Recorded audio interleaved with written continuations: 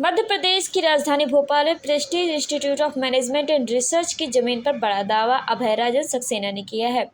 सक्सेना का आरोप है कि 2007 में कैलाश चंद्र जैन द्वारा एक ही भूखंड की दो अलग अलग रजिस्ट्री कराई गई, जो कि 1190 एकड़ जमीन हथाई खेड़ा पर स्थित है, जिसमें सरकार द्वारा रोड का निर्माण भी हुआ है। पीड़ित द्वारा आरोप है कि जयराम एजुकेशन सोसाइटी ने प्रशासनिक अधिकारी की मिली भगत कर नक्शे का नवीकरण कराकर रोड में गई जमीन को बचाने का प्रयास किया है, जो कि नियम विरुद्ध है। जमीन वो है जिसे लोग अपनी माँ की तरह मानते और उसी के आश्रय पर लोग अपना जीवन यापन करते। लेकिन जब उसी जमीन पर अधिकारी और भूमाफियाओं की निगाह गड़ जाए तो आप क्या कर सकते हैं? जी हाँ, ऐसा ही मामला मध्य प्रदेश की राजधानी भोपाल से सामने आया है, जहां टीईटी कॉलेज के प्रबंधक ने जमीन तो खरीदी मगर उस पर एक बड़ा घपला किया। जो जमीन 10.5 एकड़ की थी, इतना 10.5 एकड़ की थी, उस जमीन को 1190 की दिखाया, जबकि वो जमीन उतनी थी ही नहीं। साथ में अधिकारियों की मिलीभगत के चलते उसका मैप भी गायब कर दिया, जिसका दावा लगातार पीड़ित पक्ष कर रहा है, मगर अधिकारी लगातार भ्रमित कर रहे हैं, उन्हें न्याय नहीं मिल पा रहा। आज हमारी टीम आई है, उनसे जानेगी उनके साथ क्या हुआ, क्यों हुआ, कैसे हुआ, पूरी जानकारी उनसे लेंगे। जी भाई साहब, क्या नाम है आपका? अभयराजन सक्सेना। जी, आपके ने एक सूचना जाहिर की थी, इसके पहले आपने प्रेस कॉन्फ्रेंस भी की थी कि आपकी जमीन पर कुछ लोगों ने अवैध कब्जा किया है। हालांकि हम यहाँ पे आए तो हमने देखा कि टेस्टी है, तो क्या है ये पेस्टी कैसे है? क्योंकि आप किसी दूसरे को बोल रहे हैं और ये पेस्टी है, जमीन का क्या मामला है, जरा आप इसके विषय में बताएंगे? पहले ये ट्रिनिटी कॉलेज था, इन्होंने प्रेस्टिज कॉलेज को ये जमीन बेच दी।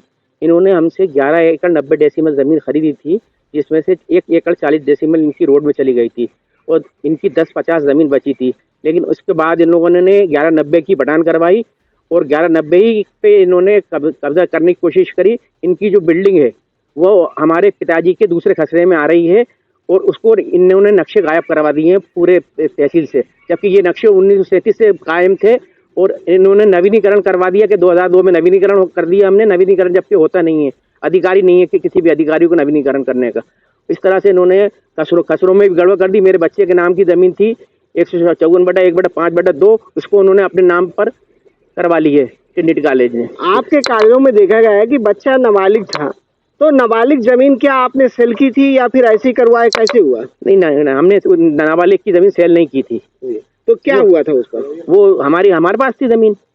इन्होंने क्या करा, अपने वो जो लड़के की जमीन थी उसको अपने नाम पर चढ़वा ली इन्होंने, जबकि हमने बेची नहीं है वो जमीन। तो उसके क्या उन्होंने कोई, आपने जब उनसे बात की थी, क्या उन्होंने कोई साक्ष्य दिया कि ये लड़की की जमीन कहाँ है, क्या है? कुछ उन्होंने कुछ साक्ष्य नहीं दिया उन्होंने। क्या कहना है उनका? उनका तो ये कहना है कि 154/2, पहले तो इन्होंने 154/5/1 का और खा के केस लड़ते रहे और 21 में मायाराम यादव ने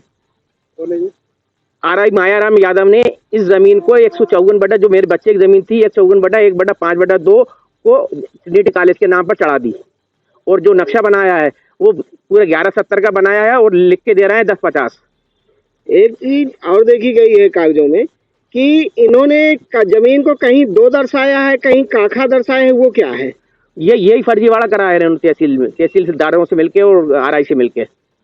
आप हमें ये बताएं कि जो जमीन है अभी इस समय मौके पे उसका किसका कब्जा है? मौके पे हमारा कब्जा भी है और जो उनकी बिल्डिंग बनी है उस पे हमारे पिताजी की जमीन पे इन्होंने 20 फीट करीब बिल्डिंग बना ली है पीछे। तो बिल्डिंग का क्या आपको कुछ मुआवजा वगैरह देने के लिए बोल रहे हैं? वो तो कुछ नहीं बोल रहा है और ना नफी कर रहा है, ना वो बटानों को सही कर रहा है। जबकि 20 मई को मैंने एसडीएम के पास केस लगाया है कि इसको सुधार करा जाए, जो हमारे नक्शे पुराने कायम थे उनको कायम किया जाए। आज तक कोई कार्रवाई नहीं की गई एसडीएम की तरफ से, रवि श्रीवास्तव की तरफ से। एसडीएम ने क्या कहा? कुछ नहीं है, अभी तक डाइस पे नहीं बैठे हैं वो। क्या आपको मीटिंग में कभी बुलाया? कभी नहीं बुलाया है। मैंने कलेक्टर के यहाँ भी जन हित उसमें दी है, उसमें भी उन्हें कलेक्टर को की सुनवाई नहीं करी गई। तो देखा आपने, लगातार प्रशासन से मांग की जा रही है मगर प्रशासन इस मामले को ध्यान में नहीं दे रहा। जिससे ये स्पष्ट हो रहा है कि एक भ्रष्टाचार का खेल प्रशासन के और भूमाफियाओं की मिलीभगत के चलते चल रहा है। आप बने रहिए एटीएन न्यूज के साथ।